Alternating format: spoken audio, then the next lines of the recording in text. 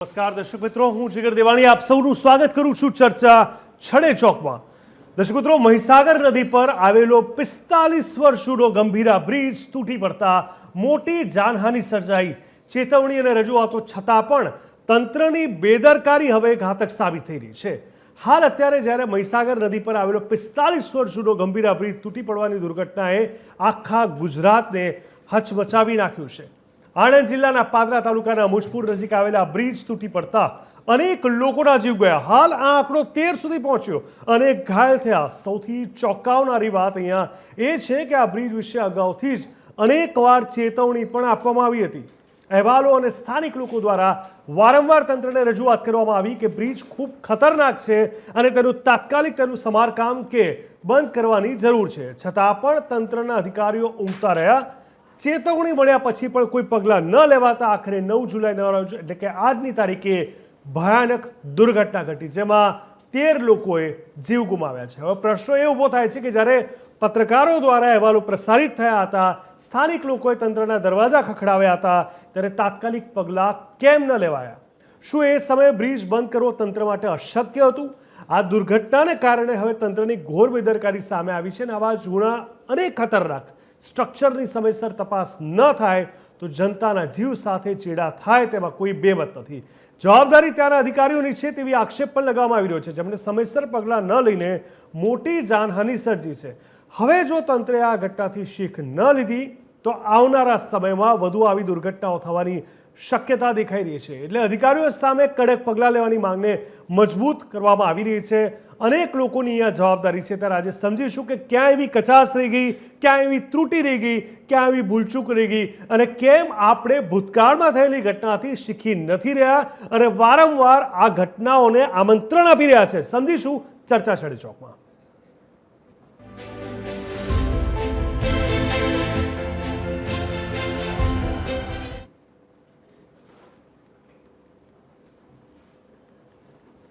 તો ગંભીરા બ્રિજ દુર્ઘટનામાં 13ના મોત થયા છે અને 9 લોકો ઘાયલ થયા છે। મધ્ય ગુજરાતથી સૌરાષ્ટ્રને જોડતો મહીસાગર નદી પરનો 45 વર્ષ જૂનો ગંભીરા બ્રિજ આજે સવારે તૂટી પડતા હાહાકાર મચી ગયો। આ ઘટનામાં બ્રિજ ઉપરથી પસાર થઈ રહેલી 2 ટ્રક, 2 પિકઅપ અને 1 રિક્ષા બે કાંઠે વહેતી થઈ મહીસાગર નદીમાં જે રીતે ખાબકી, જેમાં 13 વ્યક્તિઓએ પોતાના જીવ ગુમાવ્યા, જ્યારે 9થી વધુ લોકોને રેસ્ક્યુ કરીને બચાવી લેવાયા। છેલ્લા ઘણા વર્ષથી જર્જરિત ગંભીરા બ્રિજ તૂટ્યો હોવાની જાણ મુજપુર ગામના લોકોને થતાં જ લોકો બચાવ કામગીરી માટે ઘટના સ્થળે દોડી ગયા હતા। ગુજરાત સરકારે આ દુર્ઘટનાની તપાસ માટે માર્ગ નિર્માણ વિભાગને તાત્કાલિક આદેશ આપી દીધા છે। નિષ્ણાતોની એક ટીમ આ દુર્ઘટનાના કારણોની તપાસ કરશે, જેમાં એક ડિઝાઇન ચીફ એન્જિનિયર, દક્ષિણ ગુજરાતના ચીફ એન્જિનિયર અને બ્રિજ નિર્માણમાં નિપુણતા ધરાવતી 2 ખાનગી કંપનીઓના નિષ્ણાતોની ટીમનો સમાવેશ થાય છે। આ ટીમ દુર્ઘટનાના કારણનું પ્રાથમિક તપાસ કરશે અને સરકારને રિપોર્ટ પણ જમા કરાવશે। પાદરા બ્રિજ દુર્ઘટનામાં રાજ્ય સરકારે જાહેર કરી સહાય। રાજ્ય સરકારે મૃતકોના પરિવારજનોને 4 લાખની સહાય જાહેર કરી છે। ઘટનામાં ઇજાગ્રસ્તોને 50,000ની સહાયની જાહેરાત કરવામાં આવી છે। વડાપ્રધાન કાર્યાલયમાંથી પણ સહાયની વાત કરવામાં આવી છે। આ જાહેરાત પીએમઓ તરફથી મૃતકોના પરિવારજનોને 2 લાખ ને ઘાયલને 50,000ની સહાયની જાહેરાત કરવામાં આવી હતી।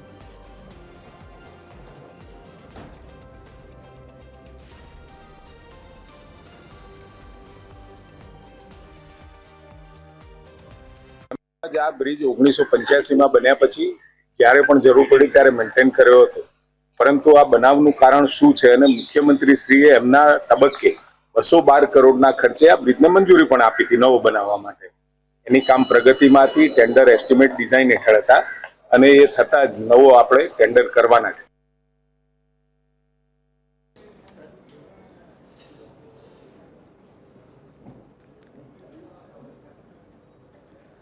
મુજપુર પાસેનો આ ગંભીરા બ્રિજ તૂટી પડતા 4 વાહન મહીસાગર નદીમાં ખાબક્યા અને આ દુર્ઘટનામાં 13 લોકોએ જીવ ગુમાવ્યા। આ વચ્ચે એક મહિલા હૈયાફાટ રુદન કરી પોતાનો વાલ સોયો અને પતિ ડૂબ્યો હોવાનું જણાવી રહી છે। મહિલાનું આક્રંદ તમારા પણ રૂવાડા ઊભા કરી દેશે।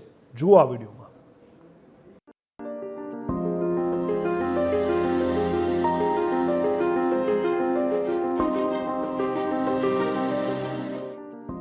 મારો છોકરો ડૂબી ગયો, આ શબ્દો સાંભળીને કોઈ પણ માનવીના રૂવાડા ખડા થઈ જાય।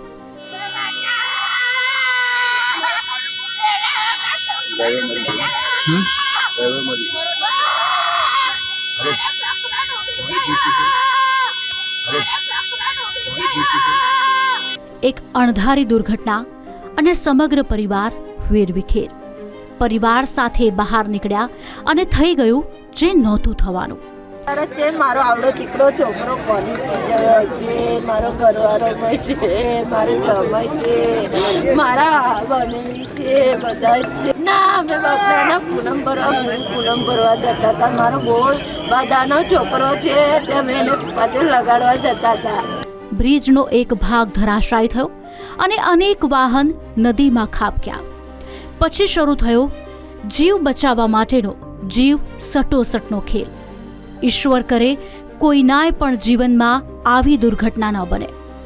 Bureau report, TV13 Gujarati.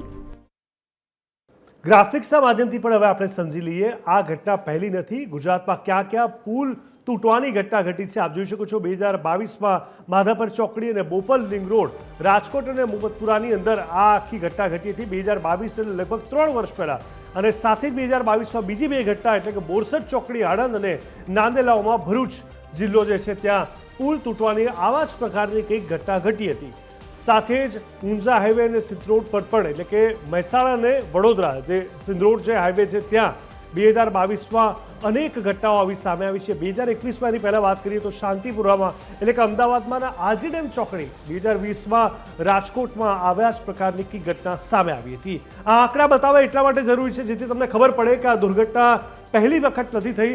Mehsana bypass અને સટાડોક ગામ એટલે મહેસાણા અને રાજકોટમાં 2020 અને 19માં અનુક્રમે આ જ પ્રકારની ઘટના ઘટી હતી અને કેટલા પુલ તૂટ્યા તે અમે બતાવી રહ્યા છીએ. 16-17માં પીપલોદ, સુરત અને 2007ની જો વાત કરીએ ઉધના દરવાજા સુરતમાં, બંને વખત આ સુરતમાં 2007 અને 16માં આ જ રીતે પુલ તૂટવાની ઘટના હતી. 2022માં એક હાંડોળમાં પણ એટલે કે લુણાવાડા જિલ્લામાં પણ આ જ રીતે ઘટના ઘટી હતી. આનાથી અંદાજો એ આવે છે આપણને કે વારંવાર આવા પ્રકારની ઘટના ઘટે છે તેમાંથી કેમ આપણે શીખી નથી શકતા, કેમ સમજી નથી શકતા, કેમ વારંવાર પુનરાવર્તન થાય છે, શું આપણે પાછા પડી રહ્યા છે? સવાલ છડે ચોકના માધ્યમથી સમજવાની કોશિશ કરીએ. તપાસ અને જવાબદારીની વાત કરીએ તો પુલ તૂટી પડવાનું કારણ શું હતું? શું તપાસ અને જવાબદારી હવે થશે કે કેમ, કેવી રીતે, કોના પર, કેટલા સમયમાં થશે? સાથે જ માળખાગત જાળવણીની જો વાત કરીએ તો પુલનું કેટલી વાર નિરીક્ષણ અને જાળવણી કરવામાં આવી? શું પ્રદેશના અન્ય પુલો જોખમમાં છે કે કેમ? આ એક મોટો સવાલ છે. સાથે જ બચાવ અને રાહત પ્રયાસોની વાત કરીએ તો બચાવ પ્રયાસો કેટલા અસરકારક હતા? પીડિતોના પરિવારોને કઈ સહાય પૂરી પાડવામાં આવી રહી છે? જો કે એ સહાયની વાત કરીએ તો એ વાત સામે આવી છે કે 4 લાખ અને ઈજાગ્રસ્તોને 50,000ની. સરકારી પ્રતિભાવની વાત કરીએ તો હવે આ તમામ પ્રકારની ઘટનાઓ જે વારંવાર ગ્રાફિક્સના માધ્યમથી જે તમને બતાવી એને રોકવા માટે સરકાર હવે શું અને કેવા પગલાં લેશે એના પર હવે સૌની નજર છે. સાથે જ પ્રત્યક્ષદર્શીઓએ શું જોયું, સાંભળ્યું એ પણ અમે આપને બતાવ્યું. સ્થાનિક લોકોએ બચાવ કાર્યમાં યોગદાન આપ્યું, પરંતુ આ સાથે જ જે રીતે માત્ર ને માત્ર ટકોર કરીને છોડી દેવામાં આવે છે એ કેટલું યોગ્ય છે આ એક સવાલ છે. લાંબા ગાળાના પરિણામોની વાત કરીએ તો આ રીતે પતનથી સ્થાનિક સમુદાય પર શું અસર પડશે અને પુલનું પુનર્નિર્માણ અથવા સમારકામ કરવાની કોઈ યોજના છે કે કેમ એ પણ સવાલ છે.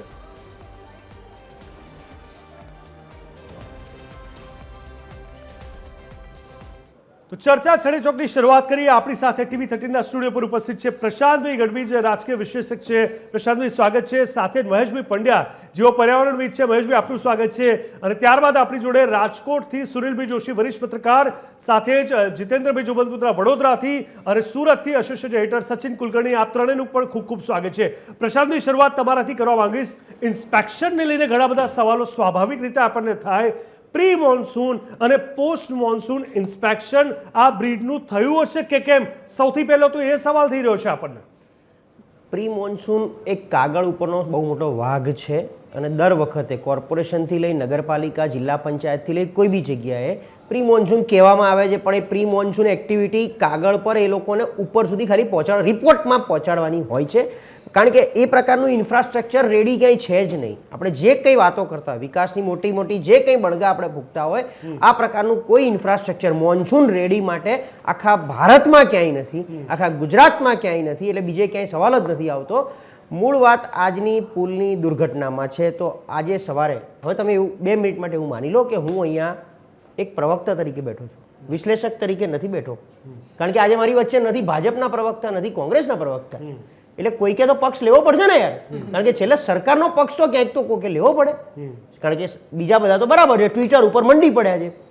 પણ આપણે 2 મિનિટ માટે વિચારી લઈએ તો આજે સવારે આણંદ બરોડા વચ્ચે સૌરાષ્ટ્રને જોડતો એક બ્રિજ, 23 ગાળાનો એક બ્રિજ હતો, જેમાંથી માત્ર 1 ગાળો અને લગભગ 13 જેટલા મૃત્યુ થયા છે, જેની અમે ખૂબ જ સંવેદના વ્યક્ત કરીએ છીએ. ગુજરાતની આ જનતાનું અઘટિત જે થયું એ બદલ બહુ દિલગીરી વ્યક્ત કરીએ છીએ. પ્રશાંતભાઈ, તમે કીધું તો તમે આ જ સ્ટેટમેન્ટ પર કોમેન્ટો પણ વાંચી હશે, કેવો આક્રોશ લોકોનો હતો. એ શબ્દો ઘણા તો વ્યક્ત થઈ શકે એવા નહોતા. એક ગાડીઓ એટલે શું, જીવ શું કિંમત નથી એની. હું તમને એ જ વાત કરી રહ્યો છું કે તમે પહેલા આખી પૂરી વાતને સાંભળો કે નહેરુજીના સમયમાં બનાયેલો આ કોંગ્રેસનો ભ્રષ્ટાચારી બ્રિજ, એમાં 1 ગાળો બચાવીને સંવેદના અમે 220 જીવ બચાવી લીધા, 13 જ મર્યા છે, કારણ કે બીજા 22 ગાળા એટલે એવરેજ 22 ગુણ્યા 10 220 જીવ બચાવવામાં સફળ નીવડી સરકાર. અને સરકાર 4 લાખ વત્તા ઉપરથી 2 લાખ 6 લાખ રૂપિયા તમને આપવાની છે.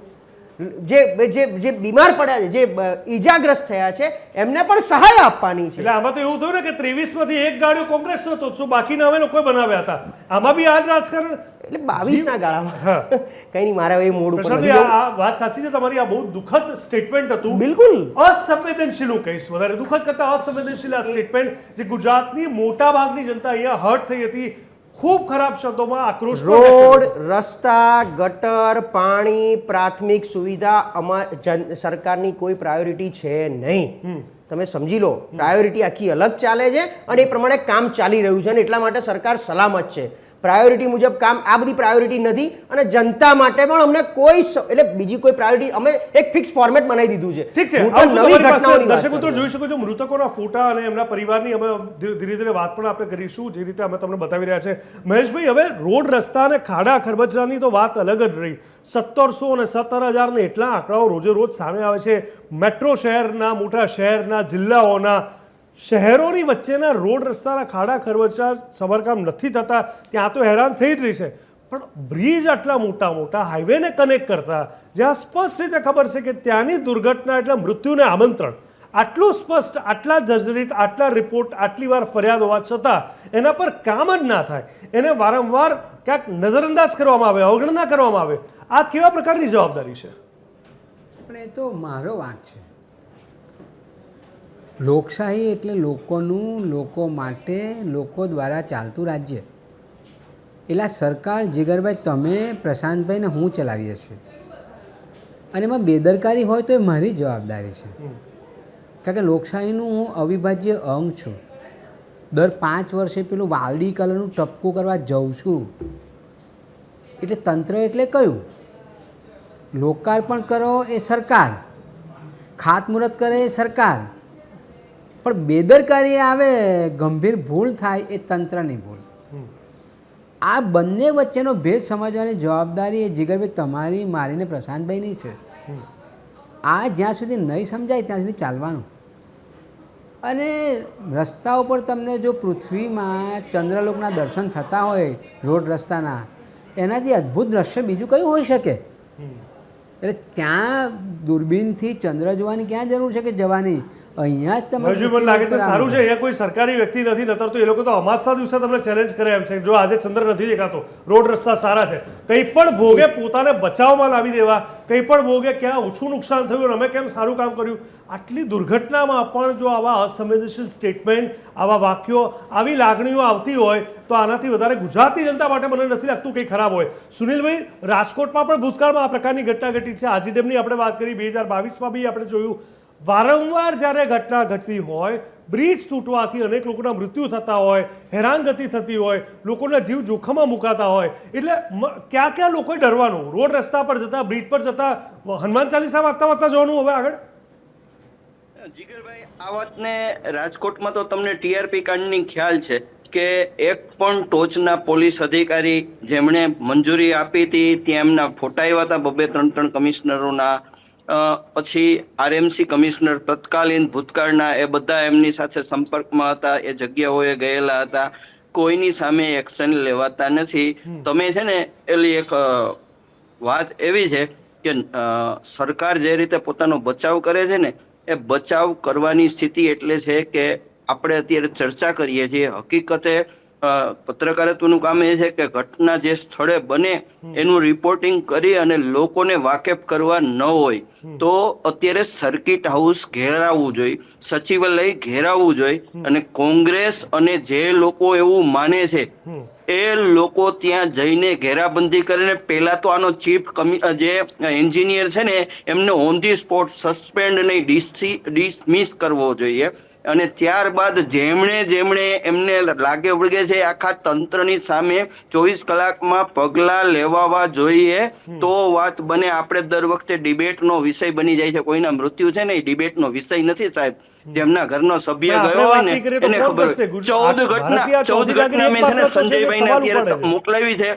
પુલની 14 દુર્ઘટનાઓ બની છે જુદી જુદી અને આજ તંત્ર છે ને આજ મૃદુ અને મક્કમ મુખ્યમંત્રી છે. કોના માટે મૃદુ છે અને કોના માટે મક્કમ છે એ તમે સમજી લ્યો કે આવી ઘટનાઓ તો બનશે, અમે મક્કમ જ રહેશું. અમે કોઈને નહીં કાંઈ પણ ઊંડની આંચ નહીં આવવા દઈ. ભ્રષ્ટાચારીઓને ભ્રષ્ટાચાર કરવા દઈશું, બિસ્કિટ જેવા રસ્તાઓ બનાવશું. તમારે ભારતીય જનતા પાર્ટીને હિન્દુત્વ અને મુસ્લિમોના નામે મત વેચણી કરી અને અમારે સત્તા લેવાની છે અને અમે સત્તા આવી જ રીતે ટકાવશું. તમે મતદારો પપ્પુ છો, પપ્પુ બીજા કોઈ નથી જેમનું કહેતા એ હકીકતે મતદારો જ પપ્પુ છે અને જ્યાં સુધી મતદારો આવું આ વસ્તુઓ નહીં કરે અને વિરોધ પક્ષ છે એ વિરોધ એવો નહીં કરે કે ત્યાં સુધી એના પગ નીચેથી જમીન નહીં જાય ત્યાં સુધી તમારે મારે આ ડિબેટના વિષયો જ રહેશે. અને આવી દુર્ઘટનાઓ આનાથી પણ મોટી દુર્ઘટનાઓ બને છે એ એમનું ડેમેજ મેનેજમેન્ટ નફટતાથી નિર્લજ્જતાથી તમારા ટીવી ચેનલ ઉપર આવે છે અને લોકોને સહાનુભૂતિ આપવા 4,50,000 જ્યારે મોટી ઘટના ઘટે છે ત્યારે સરકારના તંત્રીઓ મંત્રીઓ કહેવાનો વિષય છે કે તમે શું પૈસા આપ્યા, કોઈના પૈસાથી કોઈનો પરિવાર પાછો આવે છે. સુનિલભાઈ એ જ કહેવાની કોશિશ કરી રહ્યો છું કે આવી ઘટનામાં સરકાર તરફથી કોઈ બેસવા માટે પણ તૈયાર નથી. જવાબદારી લેવી પડે. ક્યાં ચૂક રહી ગઈ છે? 24 કલાકમાં એક્શન લઈ આવે જોઈએ. પહેલો એનો ચીફ એન્જિનિયર ત્યાંનો છે જે વિસ્તારમાં આવે છે એમને અત્યારે સસ્પેન્ડ કરવો જોઈએ, એને ડિસમિસ કરવો જોઈએ. આખે જેની નીચે આવતી હોય આ તંત્રને 24 કલાકમાં પણ એ નહીં થાય. તમારે મરવાનું છે, ગુજરાતમાં રહેવું હોય તો તમારે મરવા માટે તૈયાર રહેવાનું છે. તમારી ઘરની બહાર નીકળો ત્યારે તમારી ઉપર આ જ થશે. આપણી સુષ્ઠ ચર્ચા અને ડેમોક્રેસીને વાતો નહીં ચાલે. આ લોકોની ચામડી મગરની ચામડી કરતા જાડી થઈ ગઈ છે. તમારે જો એક્શન નહીં લે અને લોકો રસ્તા ઉપર નહીં આવે અને ખાલી સોશિયલ મીડિયામાં આંગળીઓ દબાવ્યા કરશે તો આ કામ નહીં બતાવે. જીગરભાઈ, તમે એન્કર તરીકે ગુજરાત સરકારને પ્રશ્ન પૂછો કે ક્યારે સુનિલભાઈ, હું તમને એ જ કહેવાની કોશિશ કરી રહ્યો છું. મારી વાત સાંભળો. તમે સસ્પેન્ડની વાત કરી ને, સસ્પેન્ડ મને લાગે છે કે બાકીના લોકોને ખબર નહીં. સસ્પેન્શન તો બહુ અમસ્તો થઈ ગયો છે, એની કોઈ વેલ્યુ નથી. એટલો સસ્તો થઈ ગયો છે 5-6 મહિના સસ્પેન્ડ કરી નાખશે, એની બધી જવાબદારીઓ બી ત્યાં ને ત્યાં બધું ચાલુ 2 મહિનાનું વેકેશન આપી દેશે. સસ્પેન્ડની કોઈ વેલ્યુ નથી. અને ત્યારે વિદેશમાં જાય છે, ફરવા જાય છે. એ લોકો એમની પાસે પૈસા છે, તમારી પાસે નથી. બીજી એક વાત, મૃદુ અને મક્કમ, સંવેદનશીલ, લાગણીશીલ, આ બધા શબ્દોની આપણને જે ટેવ પડી ગઈ છે ને, મને લાગે છે કે પેલું કહેવાય ને કે આપણે પેમ્પર ચાઇલ્ડને આપણે કહેતા હોઈએ કે ભાઈ આ બહુ પેમ્પર ચાઇલ્ડ છે એટલે તોફાન કરે છે. એટલે કોઈ પણ મંત્રીઓ, કોઈ પણ નેતાઓ, કોઈ પણ સરકારને જ્યારે આપણે પોતે આવા બધા કહી શકાય કે આ બધા ક્યાંક ઉપનામ આપીને વાત કરતા હોઈએ છીએ ને ત્યારે આપણે આપણી જાતને પૂછવું જોઈએ કે છેલ્લા કેટલાક વર્ષોમાં જે કોઈ પણ ઘટના ઘટી છે, જે કોઈ પણ દુર્ઘટના ઘટી છે, એમાં જવાબદારી લીધી છે, એમાં માફી માંગી છે, એમાં એક્શન લીધી છે, એનું રિપીટેશન અટકાયું છે? ના. વારંવાર આ બધું થાય છે. તો કઈ સંવેદનશીલ સરકાર? કોણ કયા લાગણીશીલ? કોણ મૃદુ? કોણ મક્કમ? જીતેન્દ્રભાઈ, હરણીકાંડની ઘટનાની અગર વાત કરીએ તો એને હજી ક્યાંક ને ક્યાંક કહી શકાય કે એના પરિવારો હજુ સુધી નથી ભૂલી શક્યા. બોટમાં હરણીકાંડ જે થયો હતો એના પડઘા હજી બી પડી રહ્યા છે અને આપણે હજી એક ઘટનામાંથી બહાર નથી આવતા. રાજકોટની ટીઆરપીમાંથી બહાર નથી આવતા. એક પછી એક ઘટના ઘટે. હું તો કહું 2019 હમણાં થોડી વારમાં આવી સચિનભાઈ પાસે તક્ષશિલાનો પણ જીવતો જાગતો જ એક્ઝામ્પલ આપણી સામે છે. તો આમાં શું લાગે છે કે અહીંયા સૌથી તાત્કાલિક ધોરણે પહેલા શું પગલાં લેવા જોઈએ? જીગરભાઈ, આપણે કાંતરે ડિબેટો કરતા રહીશું. આ લોકો એસઆઈટી ની રચના કરશે અને એસઆઈટી ની રચનામાં આજે તમે જો સવારથી એકની એક છે કે ભાઈ કડક પગલાં લઈશું. અત્યાર સુધીની ઘટનામાં કેટલા કડક પગલાં લેવાયા. સંવેદનશીલ સરકાર માત્ર આવી ઘટનાઓ માટે જ સંવેદના વ્યક્ત કરવા માટે છે, ન કે કામ કરવા માટે. હવે આપણે થોડી ટેકનિકલ વાઇટ પર આવી જઈએ કે જે બી પુલ બને ને, નદી પર પુલ બને ને, એટલે એનું પહેલા સર્ચિંગ થાય કે આના પરથી કેટલા ભારના વ્હીકલો જાય છે ને કેટલો ભાર આ અહીંયાથી સહન કરી શકે એવો બ્રિજ બનાવવો પડતો હોય છે. એના આધારે બ્રિજની રચના થાય, એનો નકશા બને, એનું જે થાય, અને દર વર્ષે કે 2 વર્ષે કે 3 વર્ષે એનું સ્ટ્રક્ચરનું સર્ટિફિકેટ લેવું પડતું હોય છે. 2022 ની અંદર જિલ્લા પંચાયતના સભ્યએ આ પુલ વિશે લખ્યું હતું લેખિતમાં. એક એક્ટિવિસ્ટે એ અધિકારીને કીધું કે ભાઈ અમને તમને વારંવાર રજૂ કરતી કે તમે મારા ફોન નથી ઉઠકતા, આ જર્જરિત થઈ ગયો છે, આમાં નુકસાન થશે, જશે. 2022 થી 2025 સુધી કોઈ પણ પગલા લેવાયા નથી. સચિવ સાહેબ આવે છે, સચિવ સાહેબ એવું કહે છે કે અમે ગયા વર્ષે આને રિપેર કર્યો છે અને ટ્રાફિકેબલ થયા બાદ અમે ચાલુ કર્યો છે.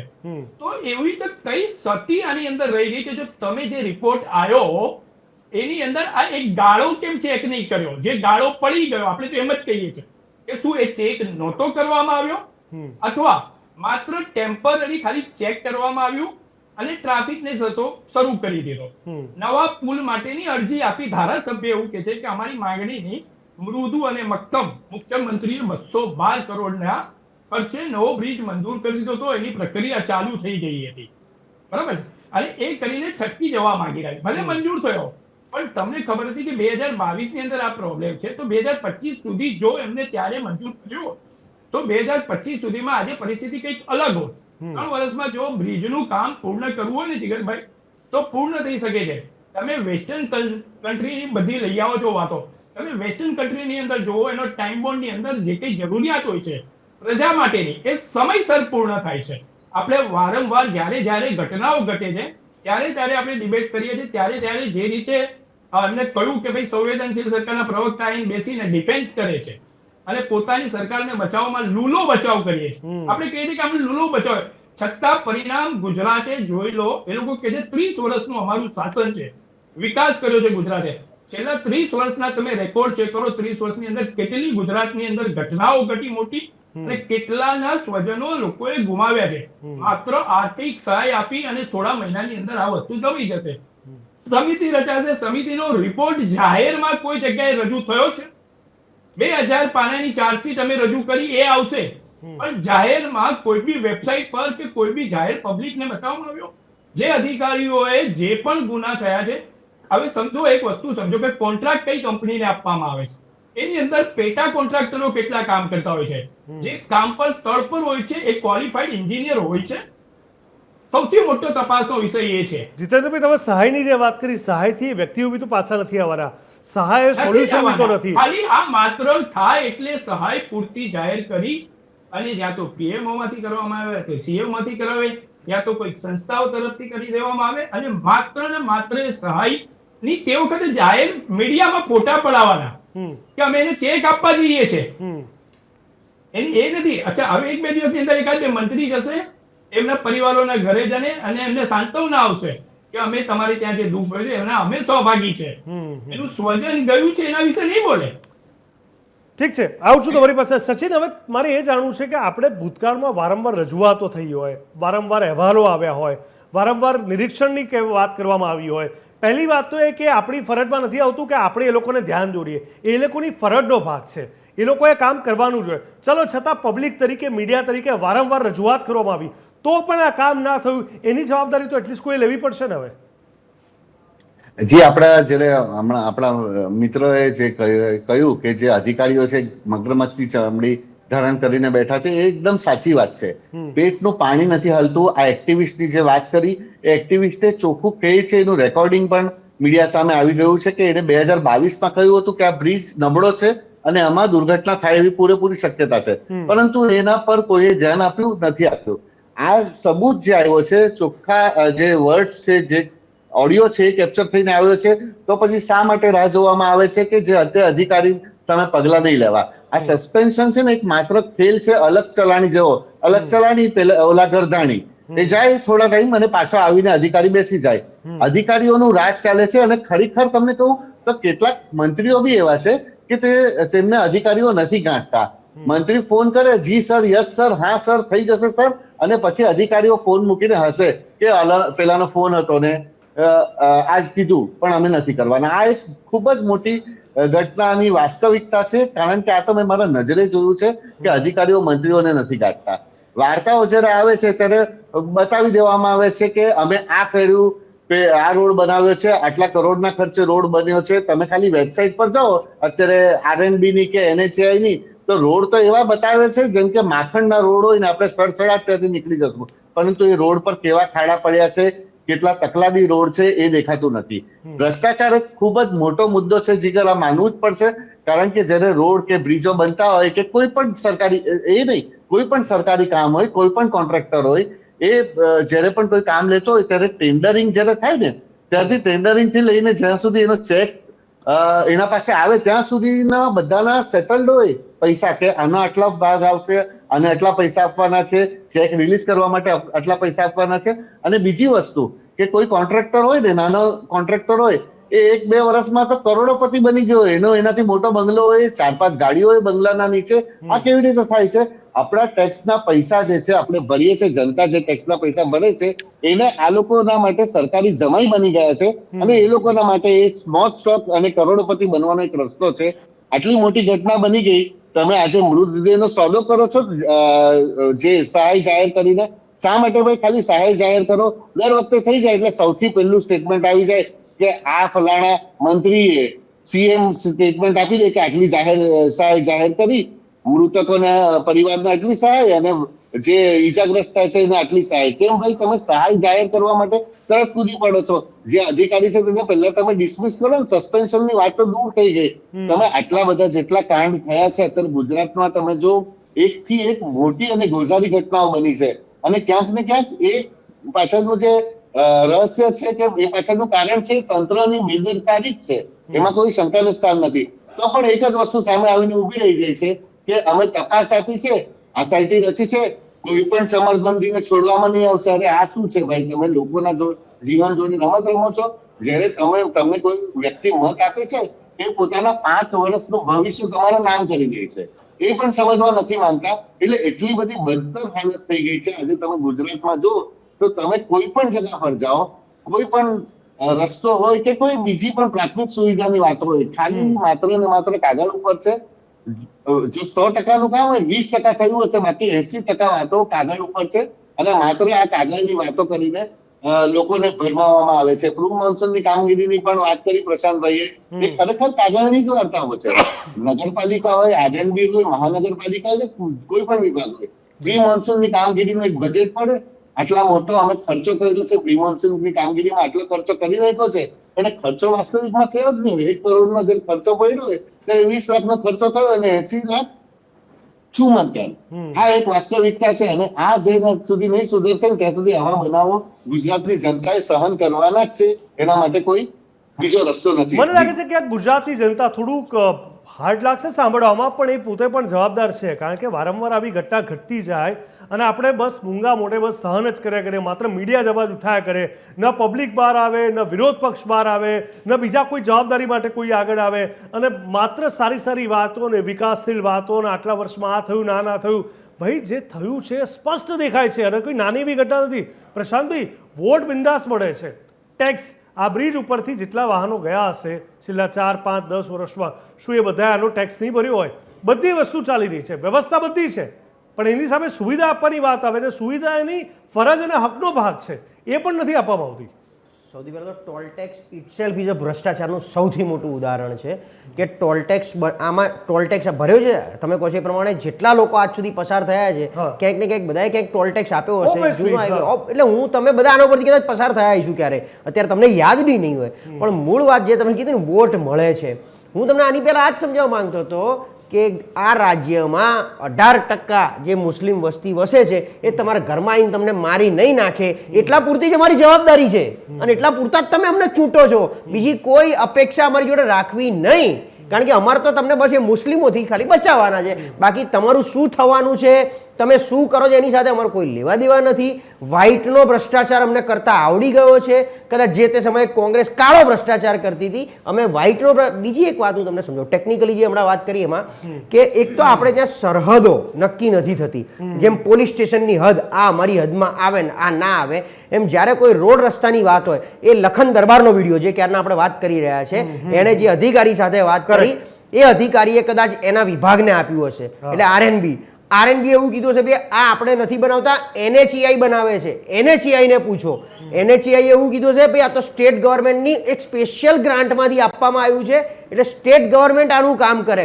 સ્ટેટ ગવર્મેન્ટે એવું કીધું છે કે જે તે વખતે કેન્દ્ર સરકારે કીધું હતું, એટલે અમારે આની ઓનરશિપ એટલે સ્ટેક હોલ્ડર સાચું કોણ છે એ કોઈ હાથ પકડવા તૈયાર નથી. આ જે અધિકારીઓની માયાજાળ, હું તમને સ્પષ્ટ કહું, આ પુલ જે વિસ્તારમાં આવે છે ને એ વિસ્તારના ધારાસભ્યએ પણ કદાચ મુખ્યમંત્રીની રજૂઆત કરી દીધી હશે, પણ આ માત્ર ફાઇલ લેવાનું આ લોકોનું કામ એવું છે. બધા જ પ્રકારના કાગળિયા પ્રેમથી સ્વીકારવાના, જનતા રજૂઆત કરવા જાય તો જનતાના પ્રતિનિધિએ સાંભળવાનું, કોઈને મન દુઃખ ના લાગે ચા પાણી પીવરાવાના, ફાઇલ લઈ લેવાની. બહુ એવું થાય તો કે ચલો બધા આપણે મુખ્યમંત્રી શ્રી આગળ હું તમને બધાને મૂકી દઉં છું. સોમ અને મંગળવારે ત્યાં આમ પડે એના કટકા હોય ગાંધીનગરમાં, મુખ્યમંત્રી શ્રી પ્રેમથી હસતા મોએ નામજોગ બધાને, આવો મહેશભાઈ, આવો જીગરભાઈ, અરે સુનિલભાઈ, ઘણા દિવસે દેખાણા, શું ચાલે છે, બધાને નામજોગ બોલાવાના. એમાં ત્રણે ભાઈઓ ખુશ બી થઈ જાય અને બસ એટલામાં ખુશ, રાજી કાર્યકરો એકદમ. અને નીચે ઉતરીને બહુ ભલો માણસ છે મુખ્યમંત્રી, અરે આના જેવો મુખ્યમંત્રી ના મળે. આ બધું અમે રોજ જોઈએ છીએ ત્યાં. એ પછી મુખ્યમંત્રીએ ફાઇલ લેવાની, ઉપર લખવાનું, પેલું પીલા સ્ટીકર ત્યાં બાજુમાં પડ્યા છે, આમ માર્યું, ઉપર લખ્યું હશે RNB અથવા તો મોકલવાનું. RNB સચિવ, 3 સેક્રેટરી જે CMમાં બેઠા છે એમણે લેખિત એક નોંધ લખી હશે, નોંધ લખીને ફરતી RNBમાં ફરતી પાપુ મ એવું કંઈક કહેવાય ને અંદર ખાને, માર્ગ અને મકાન મ પાપુ પાણી પુરવઠા, એના સચિવથી જે તે જિલ્લા કક્ષાએ આવ્યું, આવી એક રજૂઆત આવી છે. એટલે એ જિલ્લા કક્ષાવાળાએ પાછી પેલા શું બોલ્યા, અધિકારી કન્સલ્ટન્ટને મોકલ્યો છે. કન્સલ્ટન્ટનો એક ફિક્સ SOP છે કે એમને જઈને ત્યાં રોડ, રસ્તા, બ્રિજ શું છે કામ જોઈ કામનો અંદાજ આપો. એ અંદાજ પાછો ફરતો અધિકારી પાસે આવ્યો, અધિકારીએ મોકલ્યો કે અંદાજ આ છે. એ અંદાજ ફરતો RNBમાં આવ્યો, RNBએ કીધું ભાઈ આમાં તો સ્ટેટ ગવર્મેન્ટ પાછું લાગુ પડે નહીં, આપણે NHEI ને મોકલો. એટલે 22ની એ અરજી આજની તારીખમાં ફરતી દિલ્હી NHEIમાં ક્યાંક સાઈડમાં પડી હશે, અને એટલા માટે એનું બજેટ ફળવાયું નથી. ગુજરાત સરકાર પાસે 3,70,000 કરોડનું જે બજેટ છે એ સામાન્ય જનતા માટે નથી. એમાંથી અમારે વાઇબ્રન્ટ કરવાનું છે, વાઇબ્રન્ટના MOU કરી લોકોને જમીન આપવાની છે. એ જમીન ઉપર અમે લોકોને જમીન પાસ કરાવવાના, અમારા 3-4 રાખેલા દલાલો છે એમને જમીનોના પૈસા આપવાના છે. એ પૈસા થોડા વ્હાઇટમાં અમારે કમલમમાં પહોંચાડવાના છે. એ કમલમના પૈસાથી 500 રૂપિયામાં અમારે દારૂ, ચવાણું અને 500નું કવર બનાવીને વળી પાછા ગ્રામ પંચાયતને આપવાના છે. એટલે તમે લોકો અમને વોટ કરશો, અને જે લોકો અમને ડાયરેક્ટ વોટ 500 રૂપિયાથી નહીં કરતા હોય એમને અમે મુસ્લિમોના નામથી ડરાવવાના છીએ, પણ તમારો વોટ અમે ચોક્કસ લેવાના છે. અને ફરી મારી એક રિક્વેસ્ટ છે જીગરભાઈ, બહુ તાજેતરમાં 6 મહિના પછી બરોડા કોર્પોરેશનની ચૂંટણી, રાજકોટ કોર્પોરેશનની, અમદાવાદ કોર્પોરેશનની ચૂંટણી આવે છે. TRP કાંડ રાજકોટમાં જ થયો છે.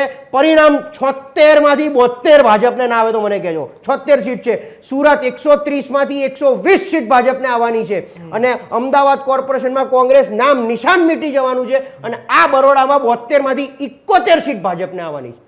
આની ઉપર તમારે કઈ કહેવું, મારી જોડે ચર્ચા કરી શકો. પ્રશાંતભાઈ, મને મજા આવી, આજે તમે ખુલીને બોલ્યા છો. આ ખૂબ સમજવું જરૂરી છે તમામ ઓડિયન્સને, જે માત્ર મોટી વાતો, મોટા તાયફાઓ, પ્રચાર પ્રસારથી અભિભૂત થઈ જાય છે, ઇમ્પ્રેસ થઈ જાય છે, અને જીતની સેલિબ્રેશન. મહેશભાઈ, જ્યારે ઇલેક્શન નથી હોતું હવે તો એ પણ જોવા મળે છે કે એમાંય તાયફાઓ થાય છે, એમાંય પ્રચાર પ્રસાર થઈ જાય છે. અરે ભાઈ, તમે 30 વર્ષથી છો, હવે કોઈ આવશ્યકતા નથી, હવે એમાંય કરોડો અરબોના ખર્ચા, એની સામે 50,000 કામો પેન્ડિંગ છે જે લોકોના જીવના જોખમે અત્યારે પડેલા છે. એના પર કેમ કામ નથી હોતું? એક્શન નથી લેવામાં આવતી, બસ અમે ખ્યાલ જ છે તમે છો ભાઈ, એનો બી પ્રચાર.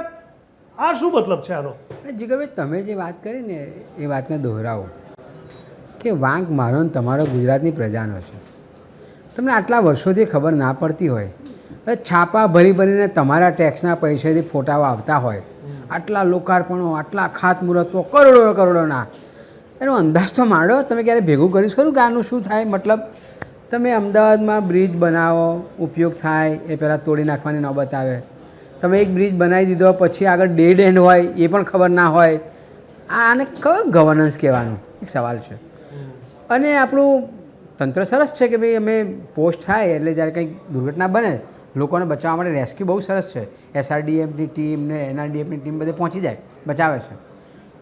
પણ એક મહાનુભાઈ હમણાં એક વિમાન અકસ્માતમાં બોલ્યા હતા, અકસ્માત હોય છે, એને રોકી નથી શકાતો, બસ પૂરું. મતલબ એ છે તમારે એ સમજવાની જરૂર છે કે શું છે આમાં ઘટના. પણ મારે એક સેકન્ડ માટે રોકવા માંગીશ. એ અકસ્માત એક અલગ થઈ ગયો જ્યારે બે ગાડીઓ અથડાઈ ગઈ ફૂલ સ્પીડમાં અને આપણે ના રોકી શક્યા, પણ બ્રિજ પડી જાય, બ્રિજ તૂટી જાય, આ અકસ્માત તો ક્યાંક ને ક્યાંક એક સિસ્ટમની જવાબદારીનો છે.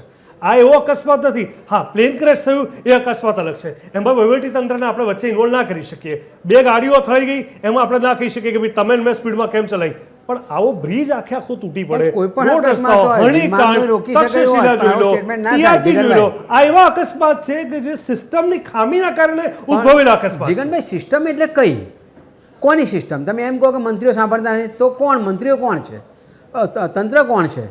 એટલે આ તમે જ છો બધા, પણ ત્યારે મંત્રીઓ પર ઢોળી દેવાનું, ક્યારેક પેલા પર ઢોળી દેવાનું.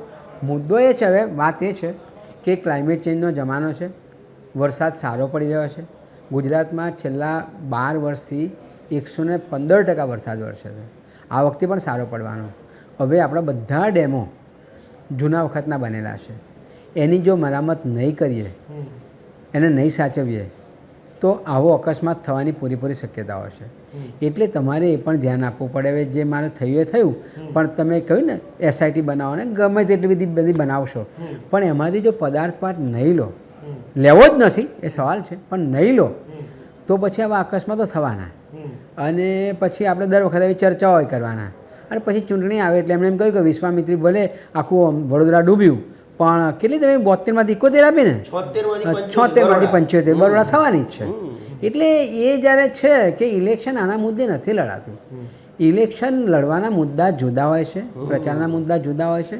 એટલે જો પ્રજા ખાડા, રોડ, રસ્તા, અકસ્માતો, ખોટા ખર્ચા, ખોટા બ્રિજ બની જવા, આ બધા ઉપર લડાતું હોય ને તો પછી લોકશાહી કહેવાય. બાકી ઇલેક્શનના મુદ્દા જુદા હોય છે. પ્રશાંતભાઈએ બહુ ડિટેલમાં વાત કરી, એમાં જતો નથી. એટલે ગુનો તમારો, મારો ને પ્રશાંતભાઈનો છે, સરકારનો નથી. મહેશભાઈ, અહીંયા જ્યારે જવાબદારીની વાત હોય ને, બહુ મહત્વપૂર્ણ શબ્દ છે અને જવાબદારીની સાથે ઘણી બધી વસ્તુ જોડાયેલી છે.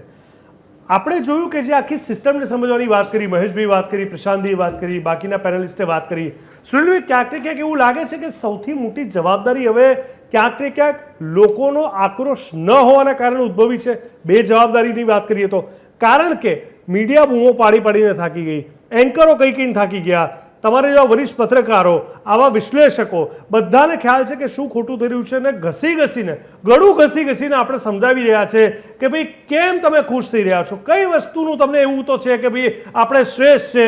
વિકાસના શબ્દોથી આપણે હંમેશા ગુજરાતને જોડતા આવ્યા છે. ત્યારે છેલ્લા 2-5 વર્ષ, વધારે નહીં, 2-5 વર્ષની વાત કરું તો તમામ પ્રાઇમ સિટીની વાત કરું સુનિલભાઈ, અમદાવાદ, વડોદરા, રાજકોટ, સુરત, કોઈ જગ્યા એવી નથી કે જ્યાં આવી દુર્ઘટના ઘટી હોય અને ઘણા બધા લોકોએ પોતાના જીવ ગુમાવ્યા હોય. તો કેમ અહીંયા નથી સમજતી સરકાર, કેમ નથી સમજતું તંત્ર, વહીવટી ધોરણે ક્યાં કામ કચાશ અટકાય છે, અને સાથે સાથે પબ્લિકને કેમ નથી સમજાતું કે ભાઈ હવે થોડીક આક્રમકતા દર્શાવવાનો સમય આવી ગયો છે?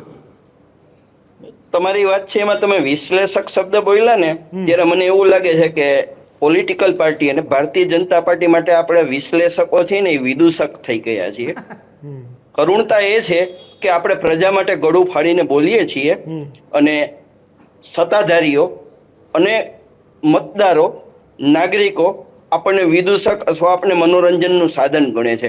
તમે એમને ટોર્ચ લાઇટ બતાવો છો, તમે એને દીવાદાંડી બતાવો છો કે તમે સમુદ્રના કિનારે આવશો તો તમારું સ્ટીમર ભટકાઈ જશે, તો ભક્તોની સંખ્યા વધતી જાય છે અને તમારો અવાજ વધતો જાય છે, તમારી વ્યથા વધતી જાય છે. અને અમે કાંઈ નહીં કરીએ, તમે કાંઈ જે કંઈ કરવું હોય કરી લ્યો, અમે ચૂંટણી જીતી બતાવશું, અમે નહીં જીતી બતાવીએ તો અમે કોંગ્રેસના પૂર્વ પ્રમુખને એના વિસ્તારમાંથી રાજીનામું અપાવીને ફરીને ચૂંટણી લડાવશું, અમે એને અમારા ભારતીય જનતા પાર્ટીમાં મંત્રી બનાવશું. 1 નહીં, 2 નહીં, 3 નહીં, 4 નહીં, 5 અમે મંત્રીઓ બનાવશું ભારતીય જનતા પાર્ટીમાં કોંગ્રેસના. તમે બધા પપ્પુ છો, એ શબ્દ મેં પેલા વાપરો તો એ પાછો કહું છું. ભારતીય જનતા પાર્ટી માટે તમે પપ્પુથી વધારે કાંઈ ગુજરાતની જનતા અને અત્યારે મીડિયા કાંઈ નથી એ આ બનાવોની વારંવાર બનવાની અને અસંવેદનશીલતા છે એના ઉપરથી નક્કી થાય છે કે દર વખતે તપાસ પંચનું નાટક SIT નિમવી આ નિમવી અને પગલાં ન લેવા, અને તમને બીજો શો અને બીજો ટોપિક મળી જશે એટલે હું તમારી ડિબેટમાં ફરીને બીજા શો અને બીજા સબ્જેક્ટ માટે આવીશ. 4 દિવસ પછી આ માણસો ગુજરી ગયા, મરી ગયા, એના પરિવારમાં શું થયું એની નથી તમને પરવા, નથી મને પરવા, નથી સરકારને પરવા.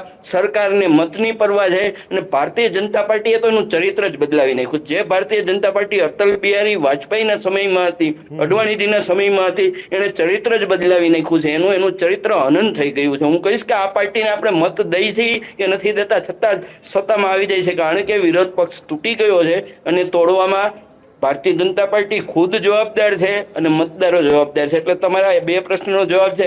એક મારે બીજી વાત કરવી છે. સાહેબે તમારી વાત કરેક્ટ ન કરી, પણ એને જે અકસ્માતની વાત કરી હતી ને એ અમદાવાદ વિમાનની દુર્ઘટના અનુસંધાને આવેલા કેન્દ્રીય મંત્રીશ્રીની વાત કરી હતી.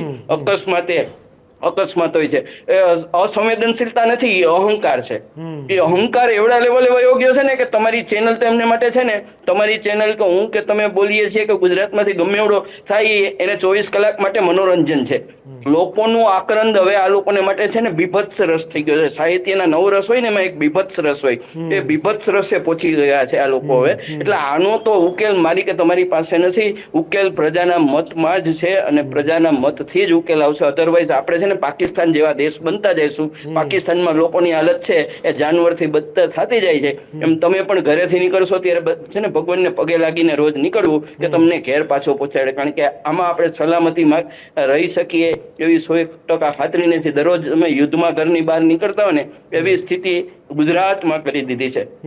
બિલકુલ સાચી વાત છે. અને આજે તમામ પેનલિસ્ટ ઇન્ક્લુડિંગ મારી સાથે જેટલા પણ લોકોએ જે કોઈ પણ શબ્દ વાપર્યા છે, દર્શક મિત્રો, સરકાર વાંકમાં જ હોય છે એવું નથી કહેવા માંગતા, પણ આ વખતે જે થયું છે એ સહન કરાય એવું નથી. આ વખતે જવાબદારી સરકારે ઉપાડવી પડશે. આ વખતે ભૂલ પણ સ્વીકારવી પડશે. વહીવટી ધોરણે જે કરપ્શન થઈ રહ્યા છે, જે કામ નથી થઈ રહ્યા, એના પર પ્રશ્નો થવા જ જોઈએ. અને તમને પણ આ પ્રશ્નો થતા હશે. ત્યારે જીતેન્દ્રભાઈ, શરૂઆતમાં મેં પ્રશાંતને પૂછ્યું, એ પણ તમને પૂછવા માંગીશ કે જે હરીફરીને વાત આવે છે ઇન્સ્પેક્શનની આ બ્રિજને લઈને, કારણ કે 2-3 વર્ષ પહેલા વારંવાર લખપતભાઈનો જે વિડીયો જે સામે આવ્યો હતો એ વારંવાર સામે આવ્યો, છતાં પણ કોઈ કાર્યવાહી નથી થતી. એટલે ઇન્સ્પેક્શન આમાં થયું હતું કે નહીં એ મોટો સવાલ છે. કહી તો દેવામાં આવશે કે હા કરવામાં આવ્યું હતું, તો પછી આ કઈ રીતે થયું? કોઈ પણ ધારાધોરણોથી એના પ્રોપર કન્ક્લુઝન સુધી આપણે કેમ નથી આવી શકતા કે કઈ જગ્યાએ કોની ત્રુટિ અને જવાબદારીના ભાગરૂપે દુર્ઘટના ઘટી, જેથી એની પર આપણે આંગળી કરીને કામ લઈ શકીએ? બસ સ્ટેટમેન્ટ આપી દેવામાં આવે છે. જે કોઈક આમાંથી તમારામાંથી કોઈક બોલ્યું શરૂઆતમાં કે તપાસ થશે, કડક પગલાં લેવામાં આવશે વગેરે વગેરે, પણ કેમ સ્પેસિફિક ત્રુટિ અને જવાબદારી સુધી સરકાર નથી પહોંચી શકતી? જીતેન્દ્રભાઈ, કિશોરભાઈ, જો સચિવે સીધું સ્ટેટમેન્ટ આપ્યું કે ગયા વર્ષે રિપેરિંગ થયું હતું, બરાબર છે, અને ટ્રાફિક કેબલ શબ્દ વાપર્યો છે. ટિપિકલ તમે જોજો એમનો ઇન્ટરવ્યુ. ટ્રાફિક કેબલ હોવાથી એ ચાલુ કરવામાં આવ્યો.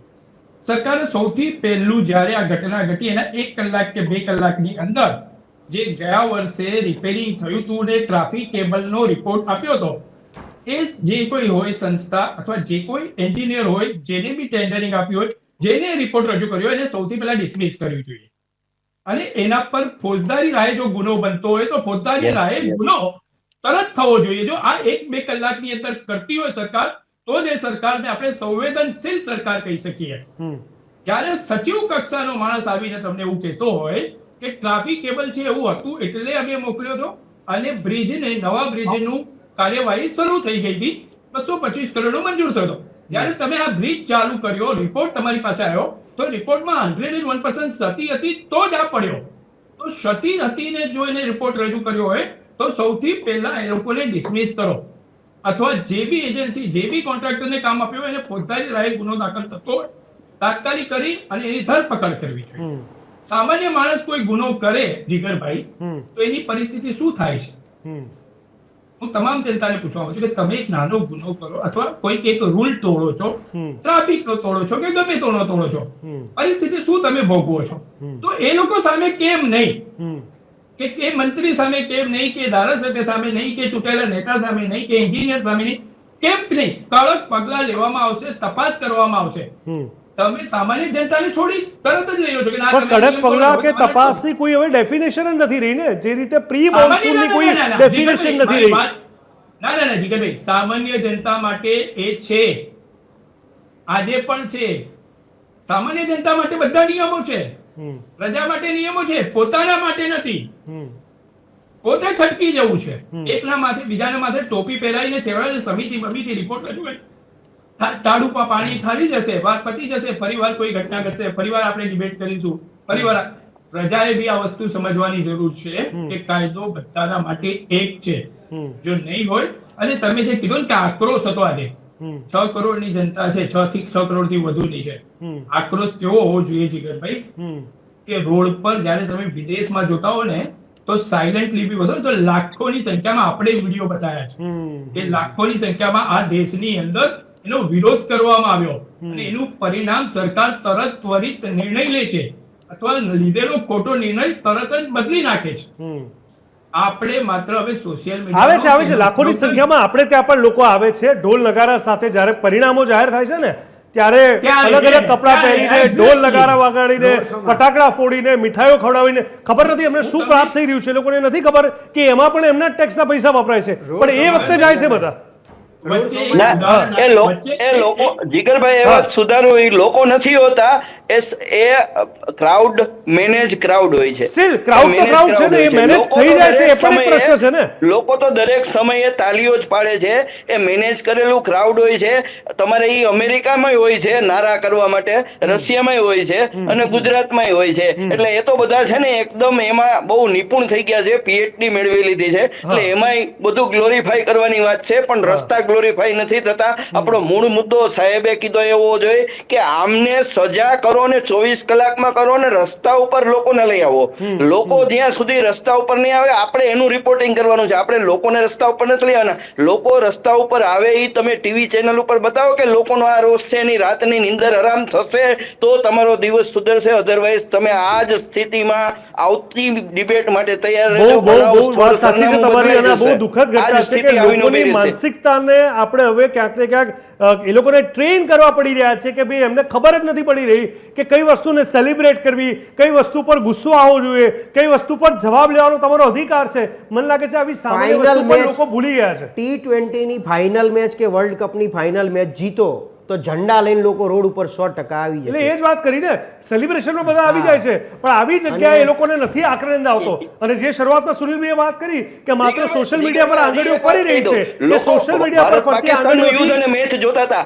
આપણી પ્રજા ભારત પાકિસ્તાનનું યુદ્ધ અને એક બાજુ એક મેચ IPL નો જોતા હતા. બંને વારે ઘડીએ ચેનલ બદલાવતા હતા, જેને આપણે સ્વાઇપિંગ કહી, ચેનલ સ્વાઇપિંગ. તો આ પ્રજા ક્યાં ગઈ છે? આ પ્રજા શું કરવા માંગે છે? એમને એમના હિતની નથી ખબર, એમને એમની સાથે શું થઈ રહ્યું છે નથી ખબર, તો એ આવતી પેઢીને શું જવાબ દેશે?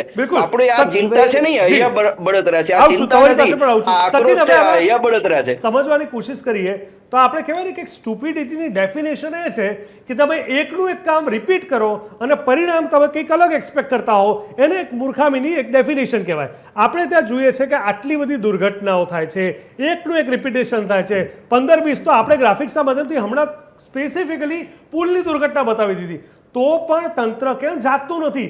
કેમ નથી ખબર પડતી કે તાત્કાલિક પગલાં લેવા જોઈએ?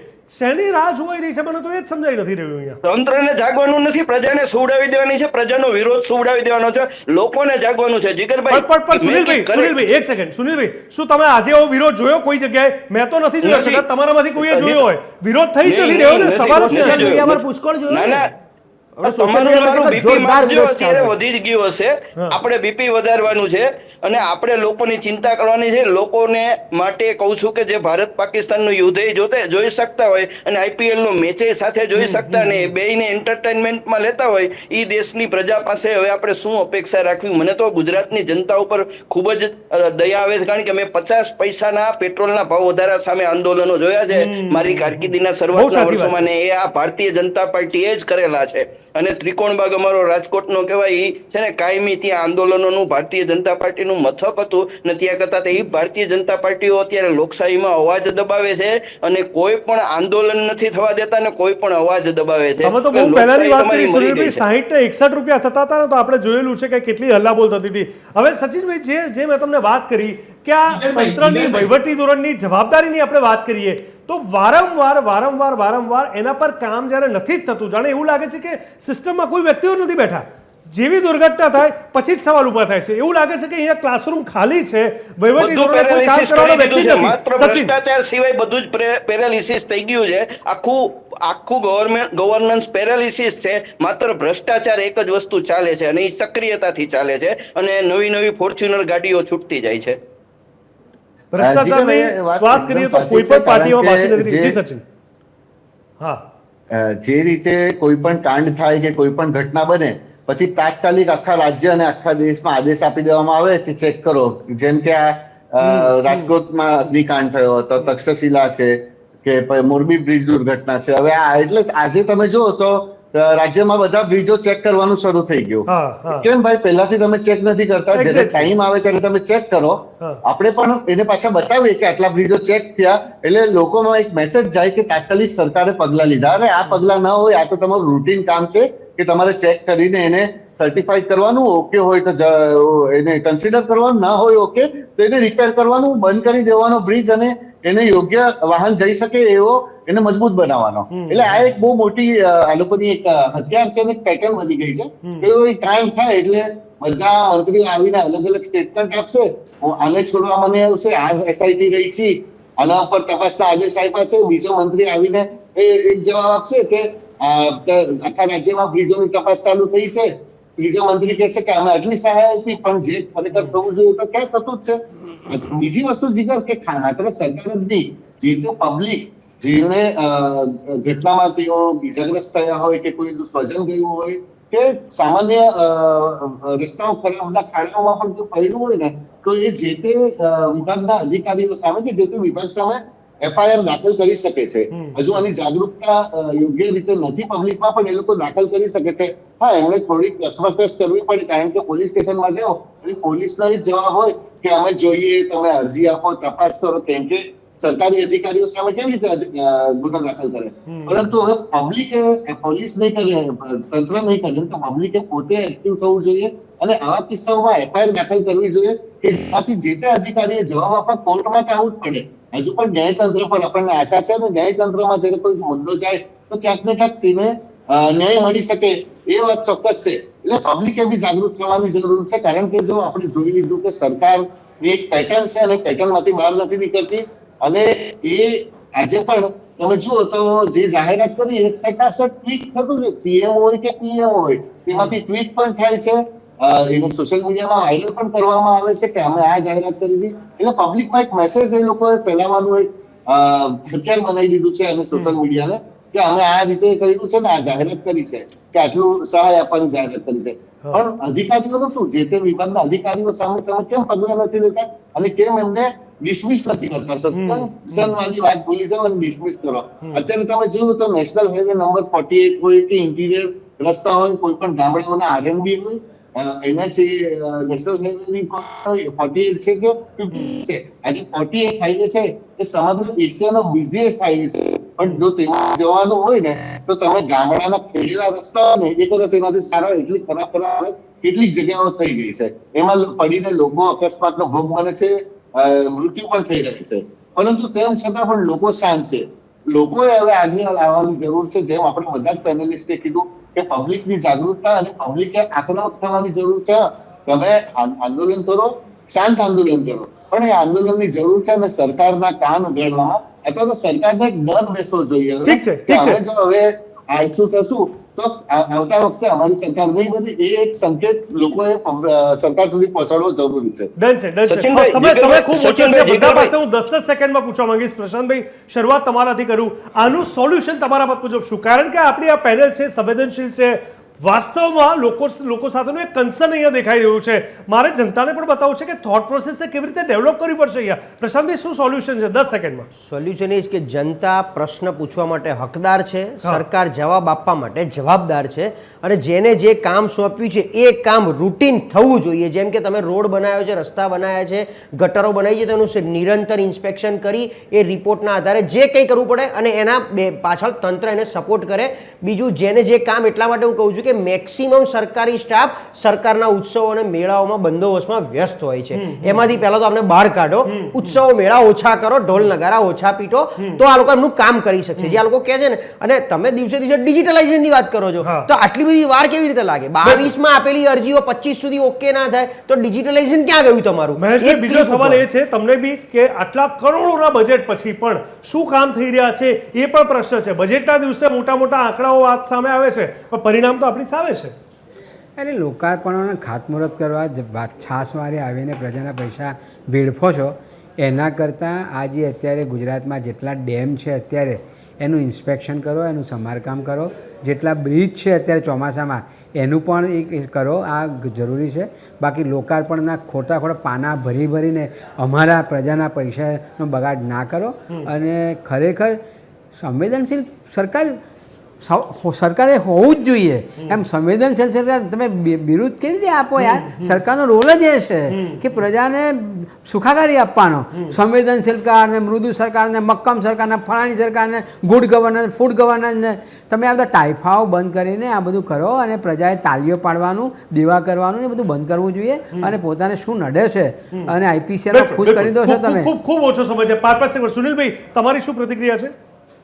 હું એવું કહું છું કે જીગરભાઈ, આપણે આજે અહીંયા ડિબેટ છે ને એને એક લોજિકલ એન્ડ આપીએ કે 24 કલાકમાં એમના જે મુખ્ય એન્જિનિયર છે એમનું ડિસમિશન અથવા એમની સામે આકરા પગલાં તાત્કાલિક અને એને બાહેંધરી સરકાર આપે, અને સરકાર આમાં જેટલા લોકો હોય એ લોકો સામે પગલાં લે, જેનો વાંક હોય એની સામે પગલાં લે, અને ભવિષ્યમાં આવી ઘટના નહીં બને એવું સરકાર સત્તાવાર રીતે કે હવે પછી આવી કોઈ ઘટના નહીં બને. આનું રોજનું ફોલોઅપ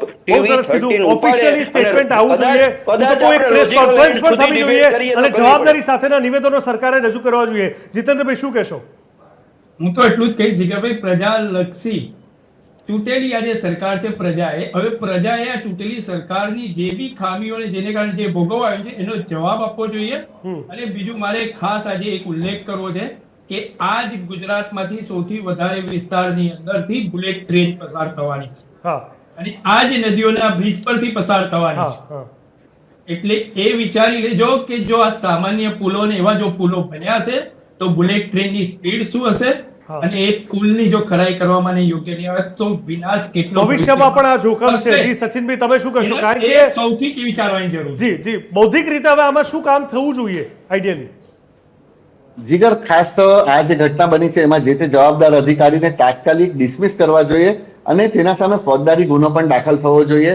સાથે સાથે જે સરકાર છે તેમણે આ પ્રકારના તાત્કાલિક જે તપાસ આપી છે, જે તપાસમાં ક્યાંક બ્રિજોની ક્ષતિ છે કે બીજી પણ બ્રિજોમાં કોઈ ખામી છે તો તેના માટે પણ ત્વરિત પગલા લઈને જો એ ખામીઓ એ લોકો પાસે, જે સરકાર પાસે જે એવા યંત્રો પણ છે કે જેમાં તપાસી શકાય કેટલો ટાઈમથી આ બ્રિજમાં ખામી છે, તો એ ખામી જો 6 મહિનાથી વધારે હોય તો એવા અધિકારીઓને પણ સસ્પેન્ડ કરી દેવા જોઈએ. એમાં ડિસમિસ ના કરો, પણ ધકેલવાનો માત્ર સસ્પેન્ડ નહીં. આપ સૌ મિત્રો, પ્રશાંતભાઈ, મહેશભાઈ, સુનિલભાઈ, જીતેન્દ્રભાઈ અને સચિનભાઈ, આપ સૌ મિત્રોનો ખૂબ ખૂબ હૃદયપૂર્વક ધન્યવાદ. દર્શક મિત્રો, આ ડિબેટ માત્ર ડિબેટનો ભાગ નથી, પણ અહીંયા લોકોની વ્યથા હતી, અને ક્યાંક ને ક્યાંક એ પરિવારોની મનોસ્થિતિ આપણે અંદાજો નહીં લગાવી શકીએ, નહીં આપણે અનુભવી શકીએ, જેને પોતાનાને ગુમાવ્યા છે. એ આટલી ઊંચાઈ પરથી જ્યારે વાહનો ખાબકતા હશે ત્યારે કેવા પ્રકારનો ડર મૃત્યુ સામે હશે ત્યારે લાગતો હશે, જે સપને ન વિચાર્યું હોય. લોકો ઘરની બહાર નીકળતા પણ ડરે છે અને પ્રાર્થના કરીને નીકળે છે. આનાથી ખરાબ કોઈ વાત હોઈ જ ના શકે. ત્યારે વાસ્તવમાં આપણે વિકાસ તરફ આગળ વધ્યા છે કે વિનાશ તરફ આગળ વધ્યા છે? કદાચ આપણે પોતાની જાતને પૂછી લઈએ તો મને લાગે છે કે સાચો જવાબ આપશે. પરંતુ સરકારે, તંત્રે, તમામ લોકોએ આગળ આવી પ્રેસ કોન્ફરન્સ પર કરવી જોઈએ, જવાબદારી પણ લેવી જોઈએ અને તાત્કાલિક એવા પગલાં લેવા જોઈએ જે એક મોટું ઉદાહરણ બને. ચર્ચા છેડે ચોખ્ખા બસ આટલું જ. દેશ દુનિયા ગુજરાત રાજ્યની પળપળની વિગતવાર સમાચાર માટે જોતા રહો TV13 ગુજરાતી, હકથી ગુજરાતી. નમસ્કાર.